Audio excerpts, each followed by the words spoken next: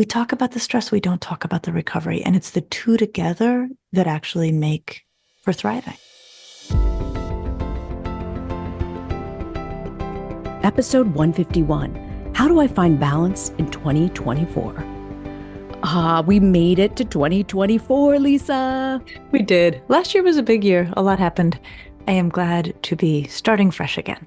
Yeah, I love the new year because you get to start fresh and rethink things. And I also always love our New Year's podcast, the first one that we put out in the top of the year, because we focus a lot on the parents and what they might need.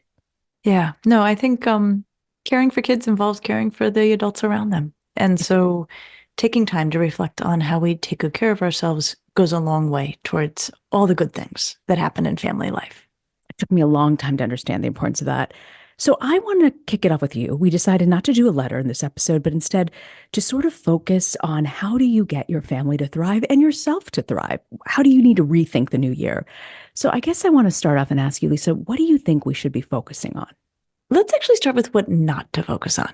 Because I think there's such a heavy, New Year's resolution, making oneself better in 400 ways, that I actually want to try to pull people's attention away from that. And one of the things, Rena, I've been thinking about a lot is the term optimization.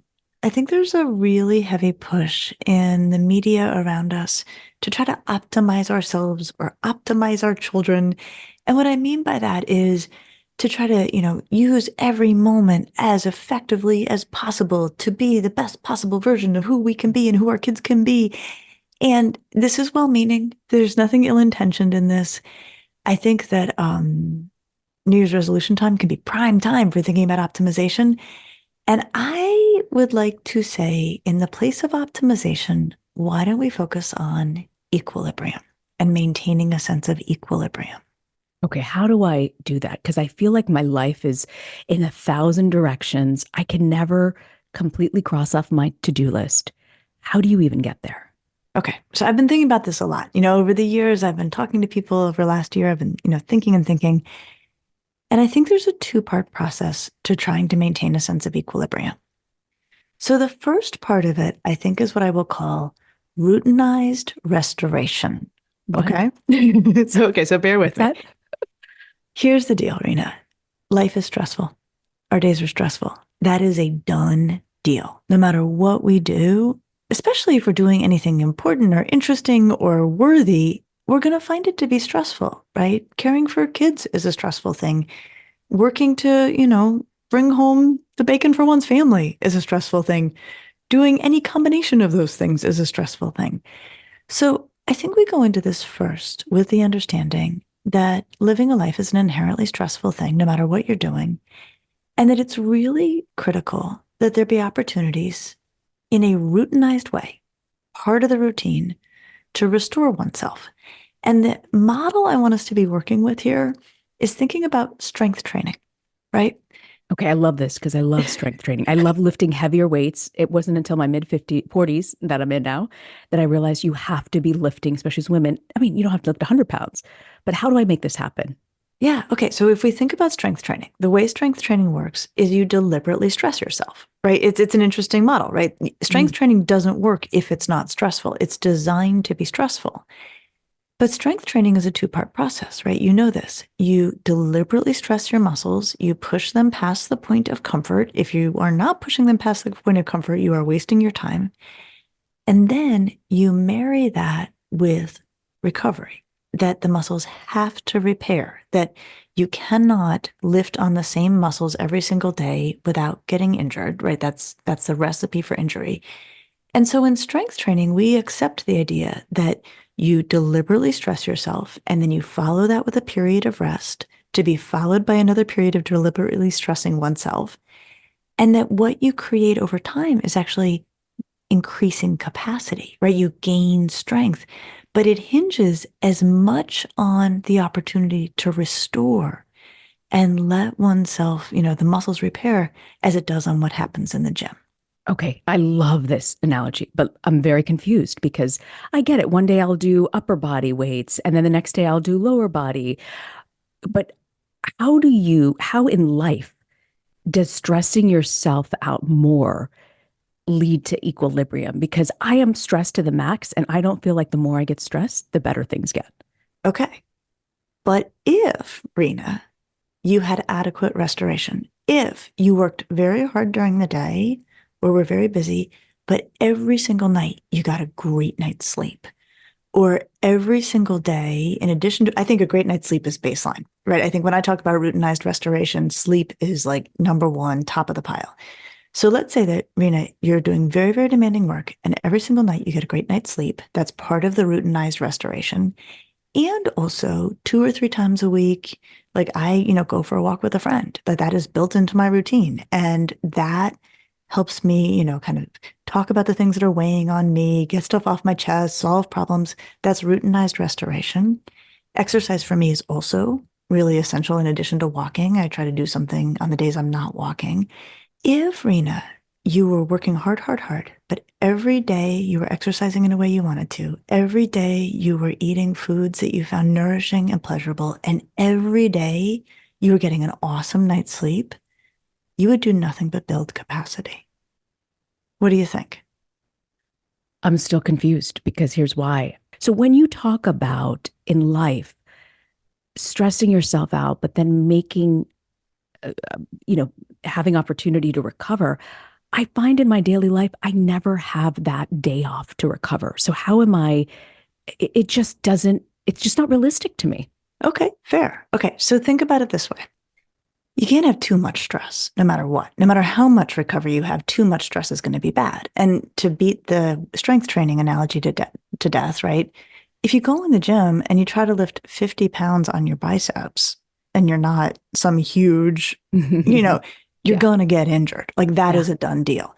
So the stress of a day, some of which is just inevitable, it's okay to have stress in a day if it's within a reasonable range, right? If it's within a reasonable range, that's not going to do harm. That is something that we, will help us grow and push capacity, but it's actually not going to harm us. So one question I have, right, and you're sort of thinking this through, your stress levels may have actually been in the, too heavy levels, right? Yes. More than yes. okay. So part of what's going to be involved in helping you to feel a sense of equilibrium and growth and capacity growing over time is getting your stress levels to growth giving levels as opposed to potentially injury levels. I love that. Get your stress levels to growth. What did you say? Growth giving levels, right? And again, just use the strength training metaphor, right? Like what's a heavy weight, but not so heavy that you're going to injure yourself, right? And that's how we want to think about stress. Now, of course, not everybody has this kind of say all the time about their stresses, to be sure. But if we think about this as the two-part process, one is getting your stress levels to the, growth giving, but not damaging. But that still has to be paired with adequate restoration. Because if you're stress, we call that chronic stress. That's one of the toxic kinds of stress. But I'll put it this way, Rena. I feel like I can work really, really hard and sustain it so long as I am sleeping well. So that is your thing. And I'll say this true to you because I'm talking to you all day long and texting you on lots of things all day long.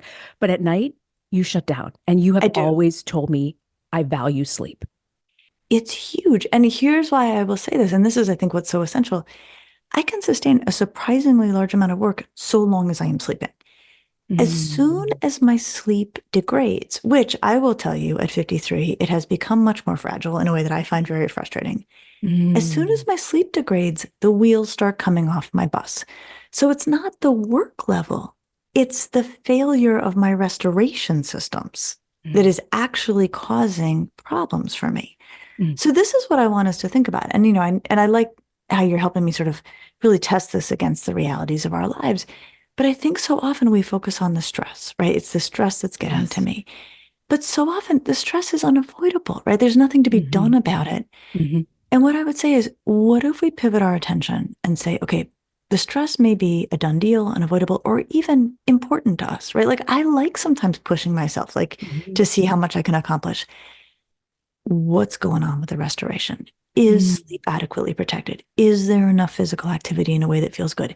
Or whatever constitutes restoration, is there enough time spent with other people that is routinized? And I think that's the key thing, is built into the daily routines so that you don't have to reach for it or try to schedule it when you're already feeling super taxed.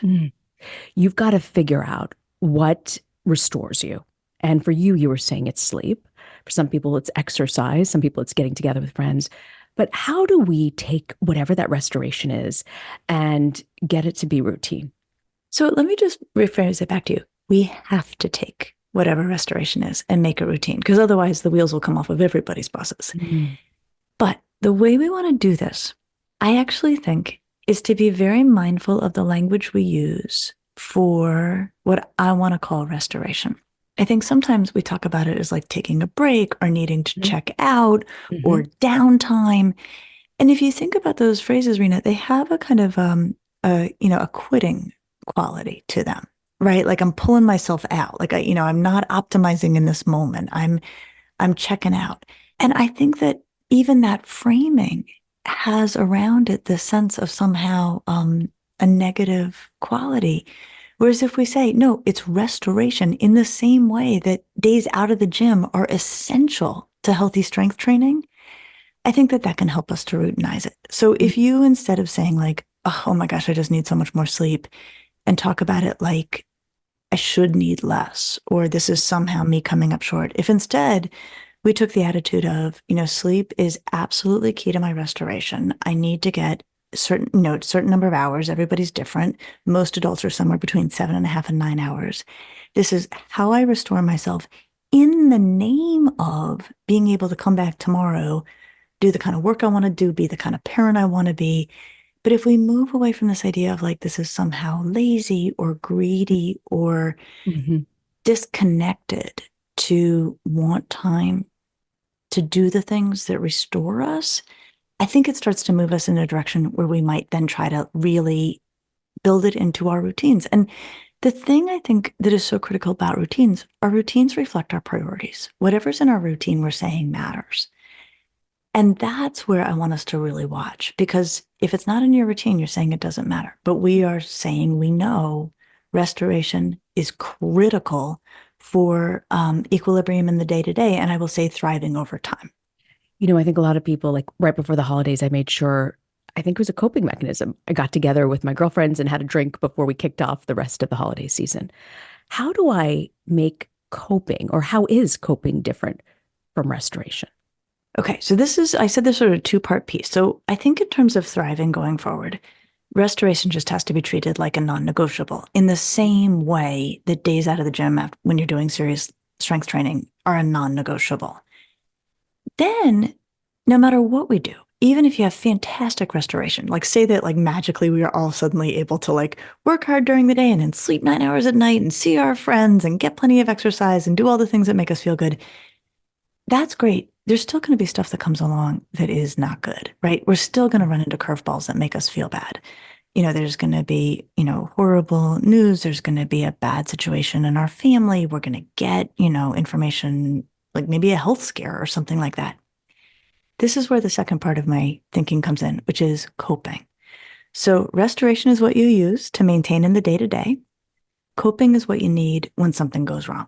Rena, one of the things I started thinking about a lot in the pandemic, as we were sitting through the pandemic and watching it unfold, I started to say to anyone who would listen, I would say, okay, how people come out of this a lot in terms of what they can control, it's going to come down to how they're coping.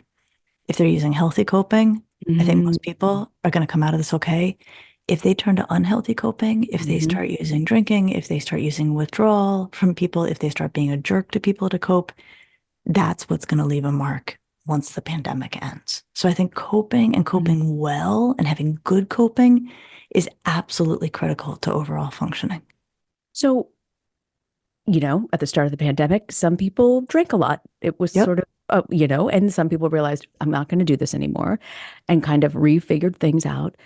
How do you deal with coping when tough situations come and you're just trying to keep your head above water without creating bad habits?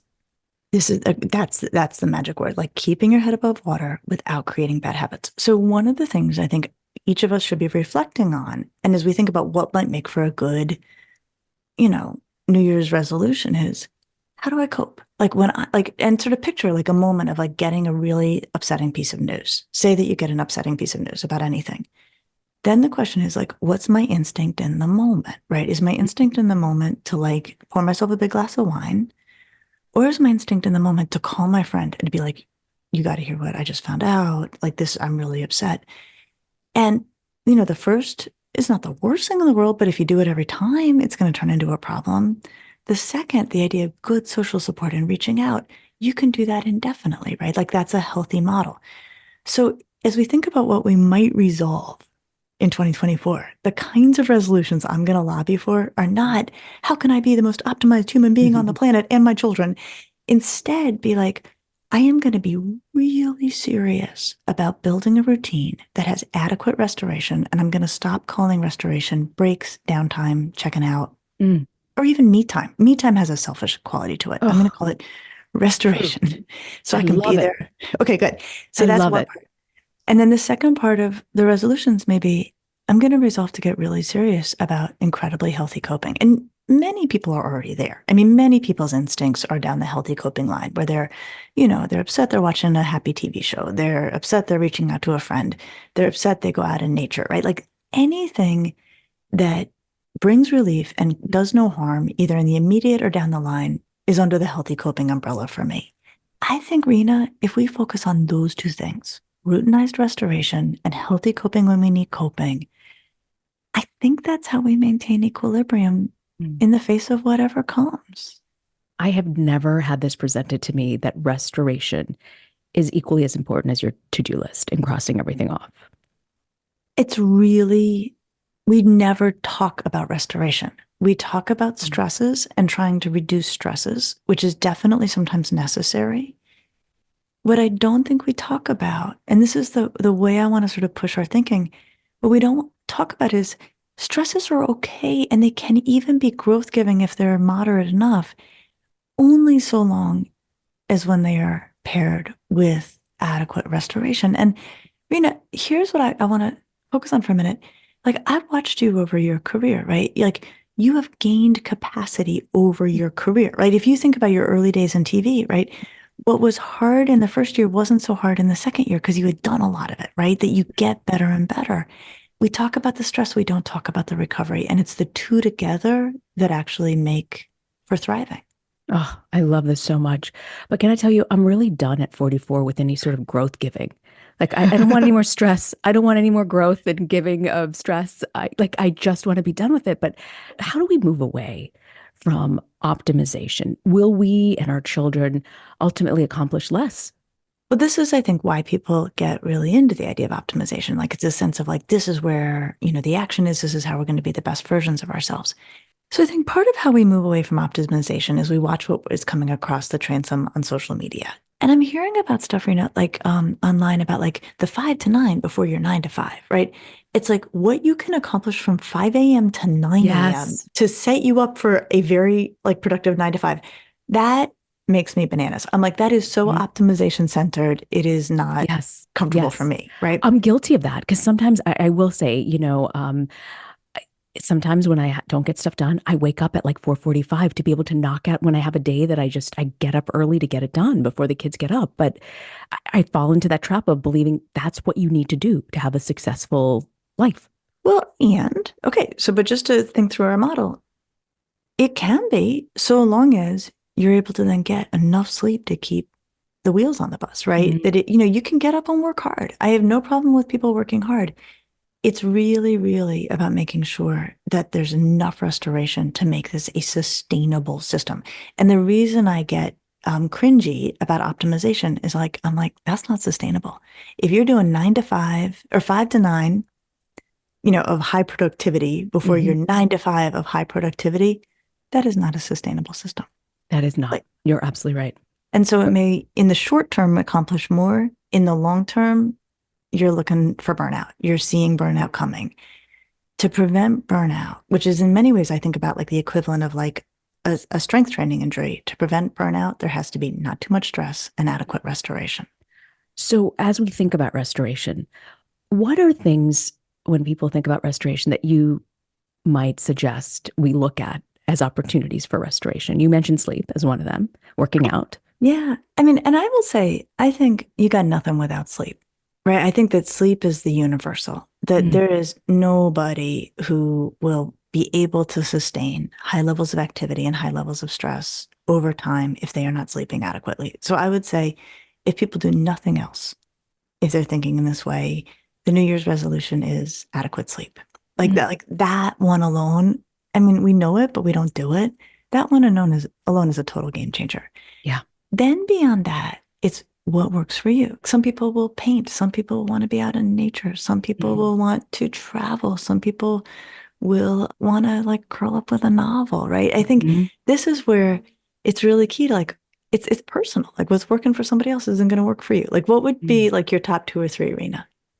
Honestly, and this is really random, but I once had a membership to this gym where they had this amazing sauna. So I was thinking if I had a sauna in my room, in my home, that's what I would be doing every day because there's something about it cleared the lungs. It just made me feel good. And the 5 minutes in a sauna was great. I don't have that. So I think what I am going to focus on, I think you sleep hugely Yeah. because Okay. as also women, it just really affects us in a huge way. The older you get too, I think it's so important too. Sleep, and then I think maybe reading something to shut off my monkey brain at night. Okay. And so here's what I would say. And this sounds so simple, but we don't do it. So like we have to really focus on it. You know, when you articulate it, that for adequate restoration, you need to get serious about sleep. And probably one thing that would help that is reading something prior to sleep, maybe. Is that what you're saying? Yeah, to Um, shut my brain to off. shut your brain off. Okay, so get serious about it. Like, get serious about like the time you get in bed, when you start reading. Like, this is the routine. How Mm. long you're going to read, and how you're going to protect your sleep. And again, I mean, yeah, I know as I say it, I'm like, this is so like nothing sophisticated about it. But I think sometimes we go reaching for these complex solutions when something that will help us feel so much better is sitting right there. Yeah, it's not that it's not sophisticated, it's that nobody has ever put it this way, that we need to focus on restoration if we are to recover from those tough days. And it has to be in your daily life. Like you've got to budget for it in your time every day.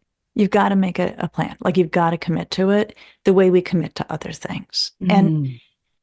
And so I just hope, right, if we frame it as restoration, not as, I'm abandoning the family to go get in bed early with my book, right? Yeah. That we might feel we have Yeah. more of a right to it and really see it as essential for ongoing thriving, ongoing growth, creating a sustainable system.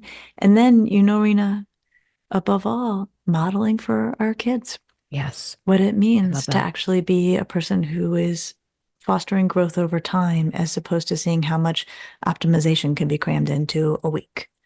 And this is going to be a dinner conversation for us because I'm curious what they think is restorative for them at the end of the day. Probably video games and texting with friends. But Okay. you Okay. know, So no, but talk about it. Here's the other thing though that you're making me think about.